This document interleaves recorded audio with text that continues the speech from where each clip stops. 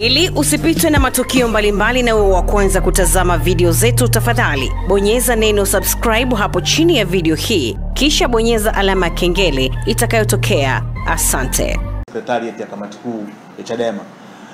Ukisoma taarifa ya chombo kimoja cha habari kimenukuu message zinazoonekana kusambaa mitandaoni na kwamba kuna kundi linaitwa G55 liliundwa linapinga msimamo wa chama kuhusu no reform no election, na kwamba huu kupinga msimamo wa chama ni usaliti, ni uhaini, hao watu wanatakiwa wafukuzwe wanachama na mambo mengi kama haya. Kwa hiyo nikasema ni muhimu haya mambo yakawekwa sawa. Kwanza niseme mimi sijaondolewa kwenye nafasi yangu kwa sababu ya hizo message. Mimi nimeondolewa kwa sababu ya chuki, ubinafsi, visasi, hasira, uchungu na vinyongo ambavyo vipo kwenye uongozi wa sasa wa Chadema. Kwa kipindi cha miezi miwili naweza nikasema ambacho nimetumika mwaka huu kama katibu wa sekretarieti tangu tarehe 21 imepita Januari, mimi binafsi nilikuwa kama yatima. Yaani unaishi kama yatima, unaishi na watu ambao unaona moja hawakuamini, mbili wanakutriti kama mtoto wa kambo, mtu ambaye hufai kuwepo sehemu fulani, upo kwa sababu ya labda umependelewa au kuna mtu anakubeba, huna uwezo. Kwa hiyo kulikuwa na treatment ambayo haikuwa sawa sawa. Na niwakumbushe nyinyi waandishi wa habari, na mnakumbuka na wanachadema wanakumbuka, kwenye kikao cha kamati kuu ya Chadema kilichokaa tarehe 10 na 11 Machi, makao makuu ya chama, mimi nilikuwepo kwenye kikao cha tarehe 10 Machi.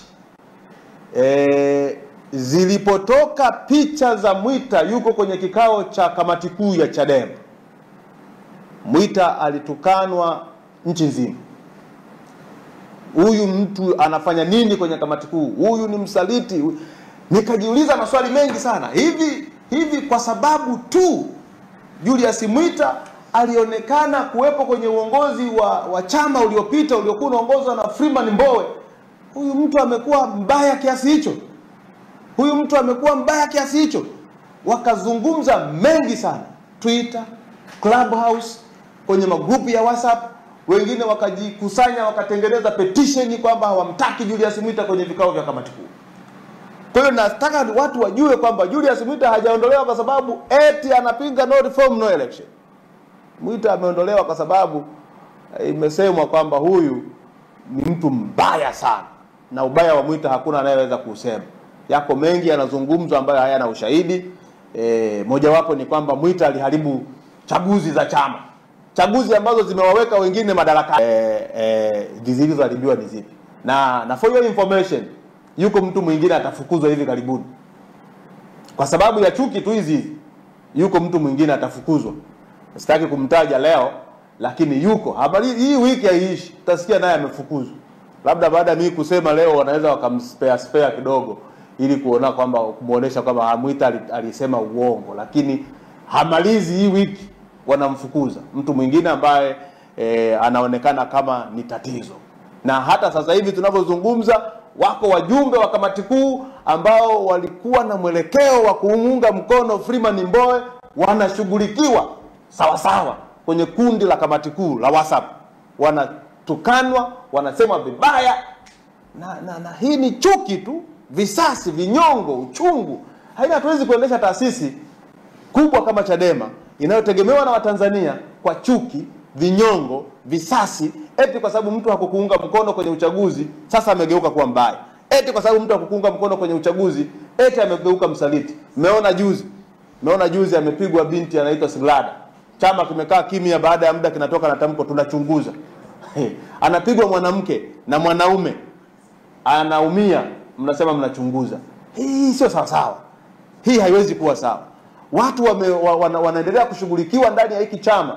Mtakumbuka hata wakati wa mchakato wa uchaguzi ndani ya chama alivuliwa uongozi Emmanuel Ntobi bila kufuata mchakato wa kikatiba, akaondolewa kwenye mwenyekiti wa mkoa.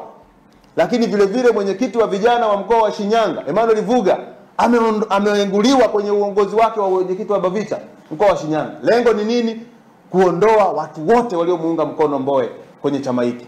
Lakini tunajiuliza, hivi wanachadema wenzetu wanatuchukia sisi tuliomuunga mkono Mbowe kuliko wanavyochukia matendo mabaya ya CCM? Unaweza kuwachukia wenzako ulioishi nao miaka 10, 15 kuliko unavyoweza kuchukia ubaya unaofanywa na serikali ya CCM? Unarudi tu pale pale kwamba hawa watu wana chuki, wana vinyongo, wana hasira, wana visasi. Wale ambao mnasoma kwenye magrupu ya WhatsApp mtaona huko yanayozungumzwa. Hawa hawafai, wafukuzwe. Ni kwa wakati kabla sijaja hapa nasoma wanasema wafuatao wafukuzwe Chadema. Jina la kwanza pale Freeman Mbowe. Anayesema hivyo amejiunga na Chadema mwaka 2023. Anasema Freeman Mbowe afukuzwe Chadema. Unajiuliza hii chuki imetoka wapi? Ile familyhood ambayo Chadema tulikuwa nayo miaka hiyo, tunakaa kama family, imeenda wapi? Ile love iliyokuwepo ndani ya chama imeenda wapi? Sasa nilitaka kwanza nijenge msingi huo. Kama mimi sijaondolewa kwa sababu eti napinga no reform no election, ila nimeondolewa kwa sababu nachukiwa. Nimeondolewa kwa sababu ninaonekana kuwa ni mfuasi wa Mbowe.